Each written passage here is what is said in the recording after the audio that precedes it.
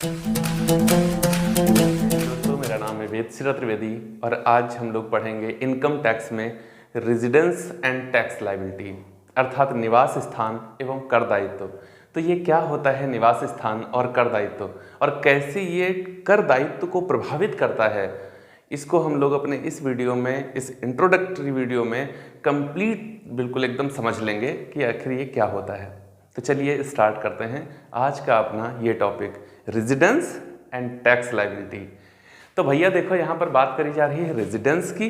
Residence का मतलब होता है निवास और टैक्स लायबिलिटी का मतलब होता है कर दायित्व। तो पहले इन दोनों वर्ड को हम लोग समझते हैं, ठीक है ना। तो जब हम लोग इसको समझेंगे तो सबसे पहले हम लोग ले लेते हैं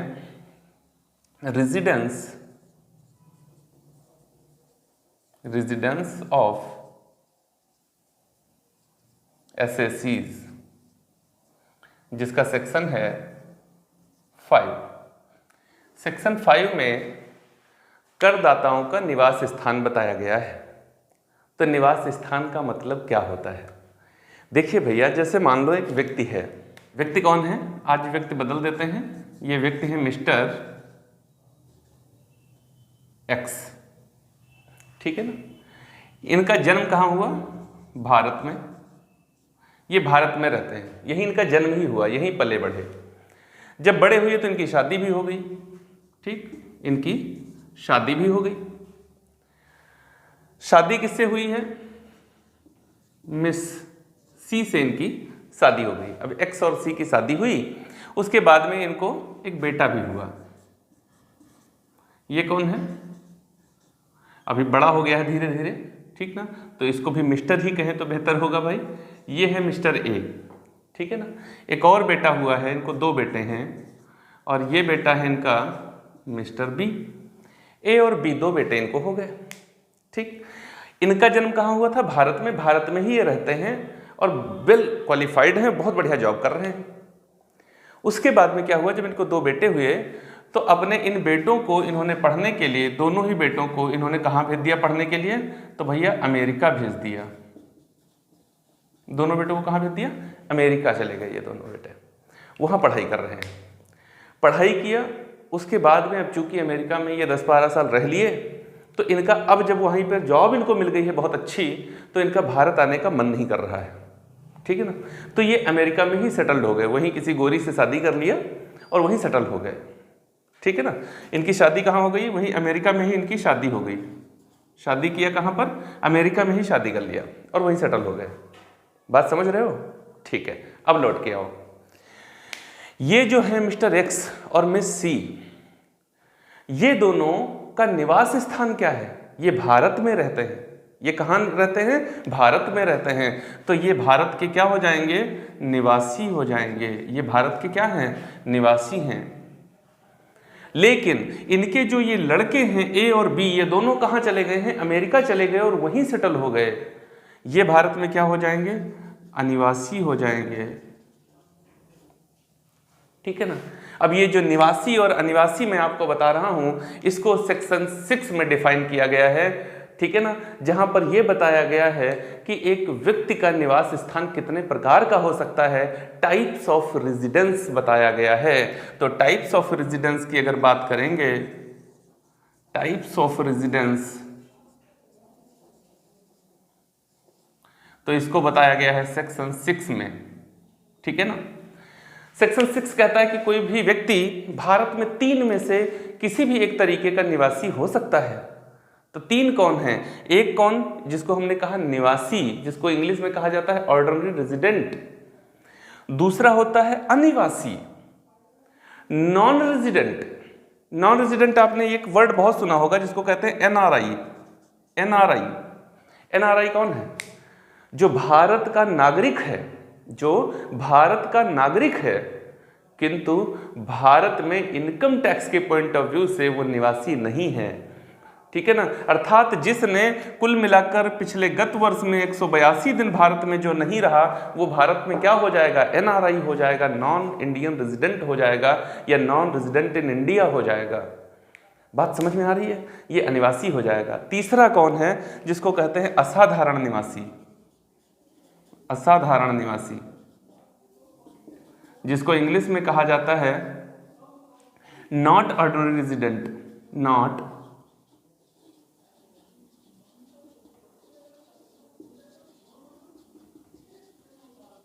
नॉट ऑर्डिनरी रेजिडेंट।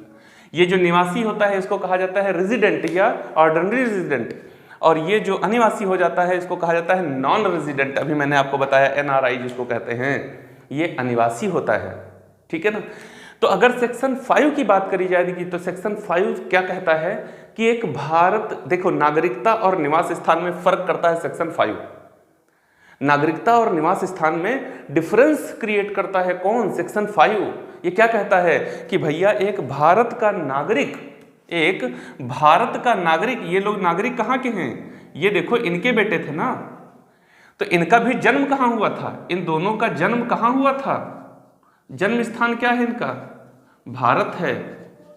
तो नागरिक ये कहाँ के हैं, नागरिक हैं ये कहाँ के, भारत के। लेकिन निवासी कहाँ के होंगे, निवासी होंगे जाके ये अमेरिका के, अमेरिका के ये क्या हो जाएंगे, निवासी हो जाएंगे। बात समझ में आ रही है, ये भारत, ये क्या हो जाएंगे, अमेरिका के निवासी हो जाएंगे। तो भैया भारत का नागरिक भारत में अनिवासी हो सकता है, भारत में अनिवासी हो सकता है, ठीक है ना। ये कतई जरूरी नहीं कि जो भारत का नागरिक है वो भारत में अनिवासी नहीं होगा, या जिसका भारत में जिसका जन्म हुआ जो भारत का नागरिक है वो भारत में निवासी होगा, ऐसा कतई जरूरी नहीं है। भारत का नागरिक भारत में अनिवासी हो सकता है, अमेरिका का नागरिक भारत में निवासी हो सकता है। तो यह बात एक बिल्कुल क्लियर कर रहा है यहाँ पर कि निवास स्थान और नागरिकता ये दो अलग अलग चीजें हैं। दूसरा पॉइंट है कि नागरिकता कभी नहीं बदलती। जैसे ये पूरा जीवन अपना ए और बी अपनी पत्नी और बच्चों के साथ अपना पूरा जीवन अमेरिका में बिताएं, उसके बाद भी इनके पास में जो नागरिकता रहेगी वो भारत की रहेगी।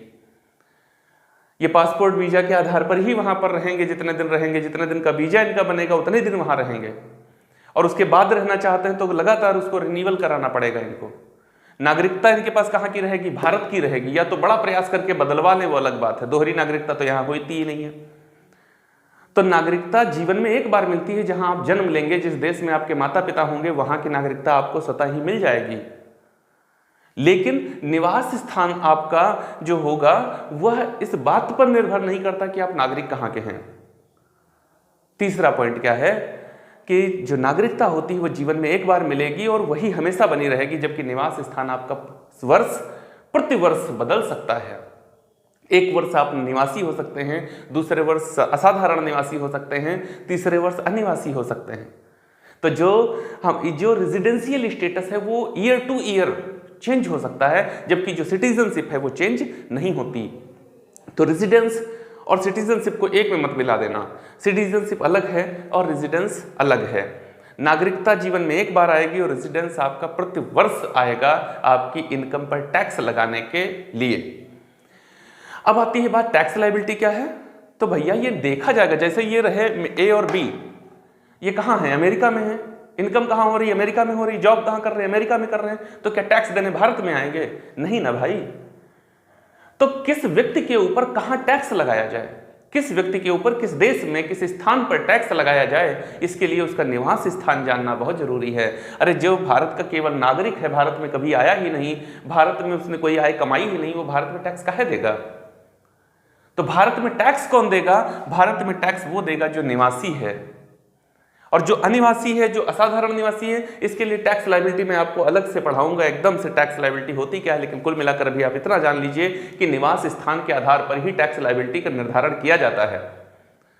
जिस हिसाब से आपका जिस अकॉर्डिंग आपका निवास स्थान होगा, जैसा आपका निवास स्थान होगा, उसी के आधार पर आपका कर दायित्व निर्धारित किया जाएगा कि आपके ऊपर कर कितना लगाया जाए। तो ये बताता है सेक्शन 5 क्या बताता है, रेजिडेंस ऑफ एसएसीज, जो करदाता हैं उनका रेजिडेंस क्या है, ठीक है ना, क्या हो सकता है करदाताओं का निवास स्थान। और सेक्शन 6 बताता है आपको टाइप्स ऑफ रेजिडेंस, जिसमें 3 तरीके ये बताता है, या तो कोई व्यक्ति रेजिडेंस हो सकता है, या तो क्या हो सकता है नॉट रेजिडेंट हो सकता है, या तो क्या हो सकता है नॉन रेजिडेंट हो सकता है। अर्थात या तो निवासी होगा, या असाधारण निवासी होगा, या अनिवासी होगा, इन्हीं 3 में से कोई एक होगा। तो चलिए अब हम लोग जानते हैं कि इसका निर्धारण कैसे किया जाएगा, हम कैसे जानें कि कौन व्यक्ति भारत। तो नंबर 1 पर जानते हैं कि एक व्यक्ति का निवास स्थान कैसे निर्धारित किया जाता है। Residential status of a person individual, residential status, residential of a person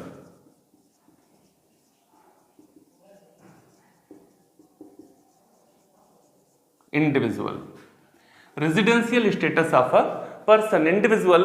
अगर इसके सेक्शन की बात करेंगे तो इसका सेक्शन दिया गया है 6 सब सेक्शन 1। इसका सेक्शन क्या है? सेक्शन 6 सब सेक्शन 1 में इंडिविजुअल का रेजिडेंशियल स्टेटस बताया गया है कि कैसा हो सकता है। तो जब एक व्यक्ति के निवास स्थान की बात करी जाएगी तो वो अभी मैंने बताया आपको कि 3 में से किसी एक तरीके का हो सकता है। तो 3 वो हैं कौन, पहले उसको तो जाने। नंबर 1 पर क्या हो सकता है? रेजिडेंट। नंबर 2 पर नॉट रेजिडेंट, और नंबर 3 पर नॉन रेजिडेंट। ये 3 तरीके हैं भैया, रेजिडेंट या नॉट रेजिडेंट या नॉन रेजिडेंट। ऑर्डिनरी भी कहते हैं, जैसे इसको कहते हैं ऑर्डिनरी रेजिडेंट, इसको कहते हैं नॉट ऑर्डिनरी रेजिडेंट, ठीक ना। कुल मिलाकर मतलब वही होता है, लेकिन लिख देते हैं आपके जानने के लिए। इसको कह सकते हैं ऑर्डिनरी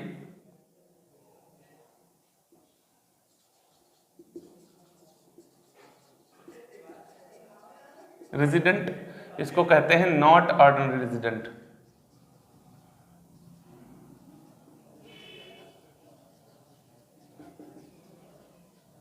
और इसको यही कहते हैं जो यहां पर ये है, ठीक है ना।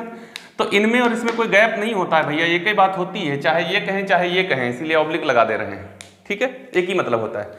अब आती है बात कि आखिर इनका निर्धारण कैसे किया जाएगा, वो तो बताइए, कहते किसको क्या है, ये तो बात की बात है। तो निर्धारण करने के लिए भैया दो शर्तें दी गई हैं। दो शर्तें कौन है? नंबर 1 पर जो शर्त है हमारी, जिसको कहते हैं हम लोग बेसिक कंडीशन, क्या कहेंगे? जिसको कहते हैं बेसिक कंडीशन। और नंबर 2 पर हमारी शर्त होती है जिसको कहते हैं एडिशनल कंडीशन, एडिशनल कंडीशन। अब क्या है बेसिक कंडीशन और क्या है एडिशनल कंडीशन? तो पहली बेसिक कंडीशन है हमारी कि वह व्यक्ति की करदाता गत वर्ष में कम से कम 182 दिन भारत में रहा हो। पहली बेसिक कंडीशन हमारी क्या है कि भैया करदाता गत वर्ष में कम से कम कितना, 182 दिन रहा हो भारत में। अब यहां पर एक चीज और जान लेना चाहिए, बहुत जरूरी है हमारे लिए, कि भैया प्रीवियस ईयर क्या होता है और असेसमेंट ईयर क्या होता है। वैसे मैं पिछले वीडियोस में आपको ये बता चुका हूं। इस समय प्रेजेंट टाइम में जो मेरा प्रीवियस ईयर है वो है 1 अप्रैल 2020 से 31 मार्च, इसको यहाँ पे नहीं लिखते, इसको यहाँ पे नीचे ही लिखेंगे। इस समय जो प्रीवियस ईयर है हमारा वो है 1 अप्रैल 2020 से 31 मार्च 2021। और जो असेसमेंट ईयर है वो है 1 अप्रैल, पिछले वीडियोस में मैंने इसको बिल्कुल एक्सप्लेन करके बताया है, एक एक पॉइंट नहीं आपने देखा तो देख सकते हैं जाके उनको। 31 मार्च प्लेलिस्ट है उसकी, वहां पर आप देख सकते हैं 31 मार्च 2022। ये है हमारा प्रीवियस ईयर और एक है हमारा असेसमेंट ईयर। प्रीवियस ईयर ये है, असेसमेंट ईयर ये है, ठीक है ना। अगर इसको बहुत डिटेल में जानना चाहते हो तो इनकम टैक्स की प्लेलिस्ट में चले जाओ, शुरुआत में ही उसका वीडियो मैंने दिया है और उस पर लिखा हुआ है, उसको आप ध्यान से देख सकते हैं। चलिए खैर, तो बेसिक कंडीशन क्या कहती है कि कोई व्यक्ति गत वर्ष में कम से कम कितने दिन भारत में रहा हो, 182 दिन। गत वर्ष में कितने दिन भारत में रहा हो, 182 दिन। अच्छा दूसरी बताओ, पहली वाली नहीं हो पाई तो दूसरी वाली क्या है बेसिक कंडीशन? गत वर्ष में 60 दिन और उसके पिछले 4 में 365 दिन, ठीक है ना। 120 डेज हैं भैया, ये लिख देते हैं यहाँ पे 182 डेज यहाँ पे। दूसरी बेसिक कंडीशन क्या है कि कोई व्यक्ति का मतलब है करदाता, गत वर्ष में, भैया यहां देखो, यहां गत वर्ष में कितना दिन रहा हो भारत में, 60 दिन रहा हो, और गत वर्ष से पिछले चार इसके कौन होंगे, पिछले 4 इसके कौन होंगे, 20-21 की बात मैं कर रहा हूं, हम लोग कौन सी बात कर रहे हैं, 20-21 की, तो पिछले 4 इसके कौन होंगे, एक होगा 19-20, ठीक है ना, दूसरा होगा 18-19, तीसरा होगा 17-18 और चौथा होगा 16-17। इन 4 वर्षों में यहां इसको मिलाइए, इन 4 वर्षों में कितने दिन भारत में रहा हो, कुल मिलाकर के 365 दिन भारत में रहा हो। बात समझ रहे हो ना। क्या कहता है दूसरी हमारी बेसिक कंडीशन क्या है, कहता है गत वर्ष में, देखो यहां से प्रीवियस ईयर, ये रेड वाला एरो देखो, प्रीवियस ईयर में कितना दिन भारत में रहा हो, 60 डेज रहा हो प्रीवियस ईयर में, और हमारा जो प्रीसीडिंग 4 प्रीवियस ईयर है, प्रीसीडिंग 4 प्रीवियस ईयर, गत वर्ष से पिछले 4 गत वर्ष, उनमें कितने दिन भारत में रहा हो, तो 365 दिन उनमें भारत में रहा हो। ये है 2 बेसिक कंडीशन, 2 आधार शर्तें। अब चलिए और हम लोग बात करते हैं एडिशनल कंडीशन क्या है। एडिशनल कंडीशन को हम लोग इधर क्लियर करते हैं, ठीक ना, क्योंकि मैंने उसको उधर बता दिया है बेसिक कंडीशन। तो एडिशनल कंडीशन क्या है भैया, तो एडिशनल कंडीशन में जब हम लोग बात करेंगे फर्स्ट पॉइंट की, तो फर्स्ट एडिशनल कंडीशन क्या कहती है कि व्यक्ति 10 वर्ष में 10 ईयर्स में मिनिमम 2 ईयर्स 2 वर्ष कैसे रहा हो भारत में, एज अ रेजिडेंट, ठीक ना। करदाता पिछले 10 वर्षों में, करदाता पिछले 10 वर्षों में, यहां पे ध्यान दीजिएगा, करदाता पिछले 10 वर्षों में कम से कम 2 वर्ष 2 years as a resident Bharat में कैसे रहा हो, 2 वर्ष रेजिडेंट के तौर पर रहा हो। बस ये है हमारी पहली एडिशनल कंडीशन। अरे दूसरी एडिशनल कंडीशन बताइए, तो दूसरी एडिशनल कंडीशन है हमारी कि भैया कुल मिलाकर के 7 वर्षों में, प्रीवियस ईयर से पिछले 7 वर्षों में, ये प्रीवियस ईयर के पिछले 10 वर्षों में, ये प्रीवियस ईयर से पिछले 7 वर्षों में, कुल मिलाकर 730 दिन भारत में रहा हो, ठीक है ना, इन इंडिया। ये है हमारी दूसरी एडिशनल कंडीशन। बात क्लियर हो रही है। बेसिक कंडीशन क्या, पहली बेसिक कंडीशन वह गत वर्ष में कम से कम 182 दिन भारत में रहा हो, ये पहली बेसिक कंडीशन। दूसरी बेसिक कंडीशन क्या कि वह गत वर्ष में 60 दिन और गत वर्ष से पूर्व के 4 वर्षों में प्रीसीडिंग 4 प्रीवियस ईयर में 365 दिन 365 डेज इंडिया में रहा हो। यह है हमारी 2 आधार शर्तें। 2 अतिरिक्त शर्तें क्या हैं, पहली अतिरिक्त शर्त है कि वह का मतलब है करदाता प्रीसीडिंग 10 प्रीवियस ईयर में, पिछले 10 गत वर्षों में, गत वर्ष से प्रीसीडिंग प्रीवियस ईयर, गत वर्ष से पूर्व के 10 वर्षों में कम से कम 2 वर्ष भारत में एज ए रेजिडेंट रहा हो। और दूसरी हमारी एडिशनल कंडीशन क्या है, वह गत वर्ष से पूर्व के 7 वर्षों में प्रीसीडिंग 7 प्रीवियस ईयर में कुल मिलाकर 730 दिन भारत के अंदर रहा हो। ये 2 एडिशनल कंडीशन हैं। अब भैया क्या होगा, इन्हीं के अकॉर्डिंग इस रेजिडेंशियल स्टेटस का निर्धारण किया जाएगा। इन्हीं के अकॉर्डिंग इस रेजिडेंशियल स्टेटस का निर्धारण किया जाएगा। कैसे, बहुत आसान, समझ लीजिए।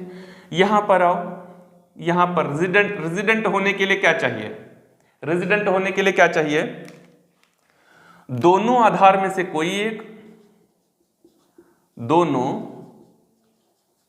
आधार शर्तों में से कोई एक शर्त तथा दोनों अतिरिक्त शर्त,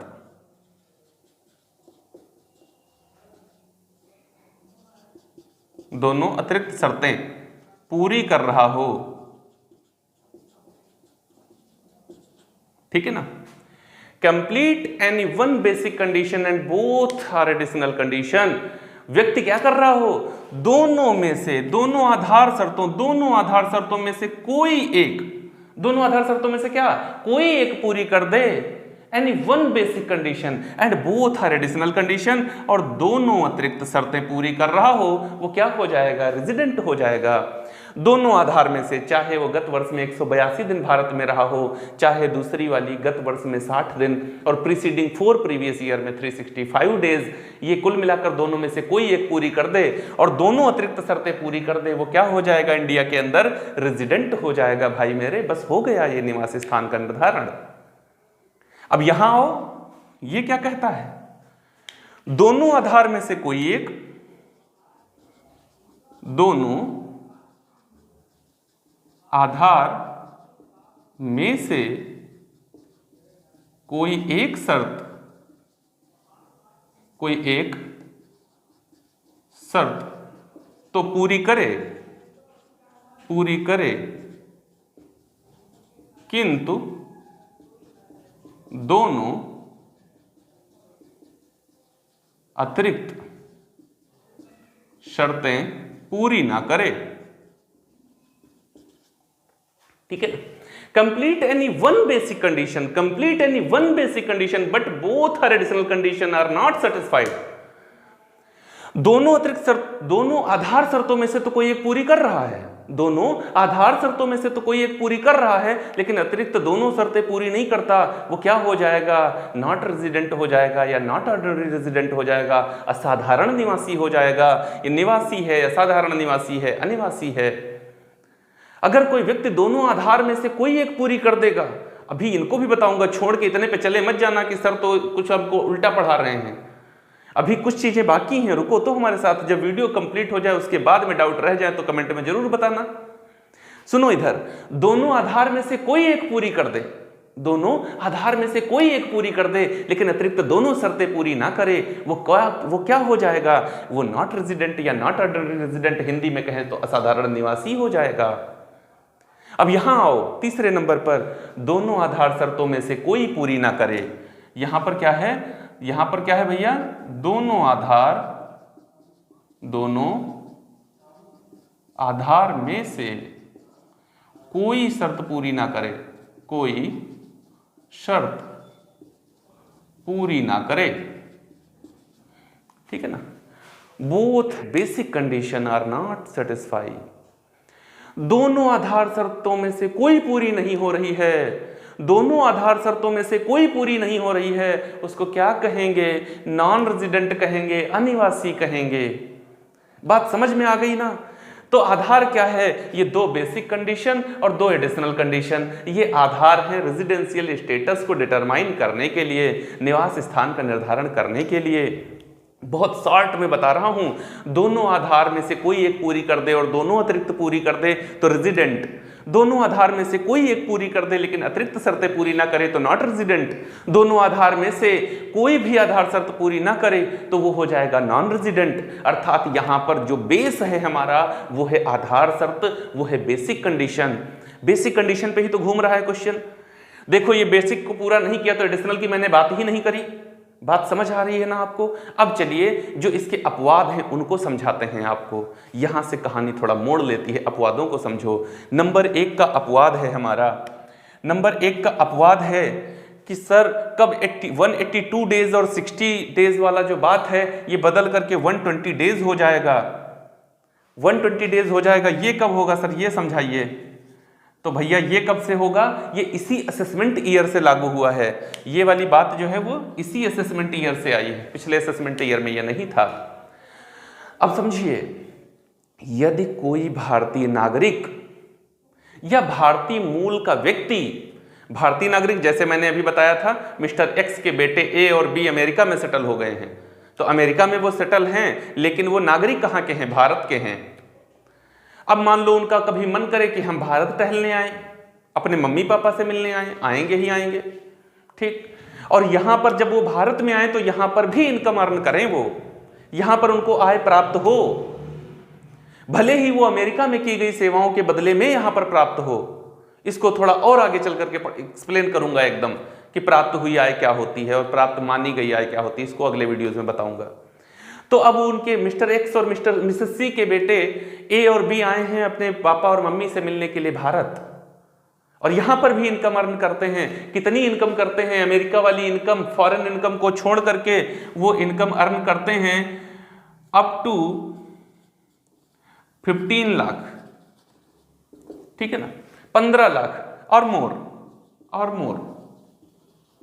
यदि कोई भारतीय नागरिक या भारतीय मूल का व्यक्ति, भारतीय नागरिक तो मिस्टर एक्स और मिसेस सी के बेटे ए और बी भारतीय नागरिक हैं। भारतीय मूल का मतलब होता है कि जिसके माँ बाप या जिसके बाबा दादी अविभाजित भारत में जन्मे थे और उसके जो बेटे होंगे वो क्या हो जाएंगे? भारतीय मूल के व्यक्ति हो जाएंगे। किसी भी देश में चले जाएं वो भारतीय मूल के व्यक्ति होते हैं, ठीक है ना। तो भैया अगर कोई भी इंडियन सिटीजन या इंडियन ओरिजिन किसी भी प्रीवियस ईयर में भारत आता है, किसी भी प्रीवियस ईयर में भारत आता है और कितनी इनकम करता है? 15 लाख रुपए या इससे ज्यादा की इनकम करता है फॉरेन इनकम को छोड़ करके, तो उसके लिए हम 182 डेज नहीं गिनेंगे। उसके लिए कितने दिन होने जरूरी हैं? बस 120 दिन वो पूरा कर दे तो वो रेजिडेंट बन जाएगा। 120 दिन से कम होंगे तो फिर इन कंडीशंस में हम लोग उसको देखेंगे कि कहां पर आ रहा है। पहली बात जो यहां पर समझना आपको जरूरी था। बात क्लियर हो रही है? ठीक है ना। दो बातें हैं यहां पर, 15 लाख या इससे ज्यादा की आय कमाए, वो भी फॉरेन इनकम को छोड़कर, एक्सक्लूडिंग फॉरेन इनकम, और भारत में 120 दिन रहे, ठीक। दूसरी बात, यदि कोई भारतीय नागरिक या भारतीय मूल का व्यक्ति, वही बात इंडियन सिटीजन या इंडियन ओरिजिन, भारत से बाहर किसी दूसरे देश में जहाजी बेड़े के सदस्य के रूप में, जो आपको वॉयज अकाउंट में मैं पढ़ाऊंगा, जो क्रू होता है किसी भी जहाजी बेड़े में, जो उसके कैप्टन और उसकी जो पूरी टीम होती है, उस टीम का मेंबर बनकर के किसी वॉयज यात्रा पर जाता है, समुद्री यात्रा पर जाता है, तो उसके, या फिर विदेश में जाता है, दूसरे देश में जाता है अपनी आजीविका कमाने के संदर्भ में, अपने व्यवसाय के संदर्भ में, अपने व्यापार के संदर्भ में, अपने पेशे के संदर्भ में जाता है अपने इस देश से बाहर। जैसे ये हीरो हीरोइन जाते रहते हैं, ठीक है ना, नेता अभिनेता जाते रहते हैं, खिलाड़ी जाते रहते हैं, तो इन लोगों के लिए क्या जरूरी है कि यह लोग दोनों आधार में से, जब हम बात करेंगे ना यहाँ दोनों आधार में से कोई एक, तो बात उनके लिए ये लागू नहीं होती। उनके लिए दोनों आधार नहीं, उनके लिए इसका कोई महत्व नहीं। वो लोग केवल यही वाली शर्त पूरी करें, उनको 182 दिन ही भारत में रहना जरूरी है, उनके लिए वो दूसरी 60 और 365 दिन वाली बात लागू नहीं होगी। अब और आगे सुनो, जब हम लोग डेज कैलकुलेट करेंगे, जब डेज कैलकुलेट कर रहे होंगे, तो भारत में आने का दिन और भारत को छोड़कर जाने का दिन भारत के अंदर गिना जाएगा। जैसे कोई व्यक्ति 1 अप्रैल को अमेरिका चला गया, 1 अप्रैल 2020 को अमेरिका चला गया, तो 1 अप्रैल में वो भारत में था, ये मानेंगे। 31 मार्च 2021 को आया, तो 31 मार्च यहीं आ गई ना, तो 31 मार्च को वो भारत में आया, इसका मतलब कि 31 मार्च वाला दिन भी भारत में गिना जाएगा। तो भारत को छोड़कर जाने वाला दिन और भारत में वापस आने वाला दिन भारत के अंदर गिना जाएगा। चीजें आपको समझ में आ रही हैं? बस इन्हीं चीजों का तो ध्यान रखना है। यदि इन्हीं चीजों का ध्यान हमने रखा तो फिर एक इंडिविजुअल का रेजिडेंशियल स्टेटस हमसे कभी गलत नहीं हो सकता। जो चीजें आज मैंने आपको बताई हैं, इनको इस ध्यान में रखिएगा आपने, और ये भैया आपको समझनी पड़ेंगी, बिल्कुल समझ लीजिए, आपको दिमाग में बैठ जानी चाहिए। तरीका मैं बता रहा हूं, कैसे याद करो, वो लंबा सा प्रोसेस नहीं। क्या याद करना है? Previous year 182 days, previous year 60 and preceding 4 previous year 365, preceding 10 previous year 2 years as a resident. गत वर्ष से पूर्व के 10 वर्षों में 2 वर्ष कैसे रहा हो? निवासी के तौर पे रहा हो, मतलब 182 दिन भारत में रहा हो।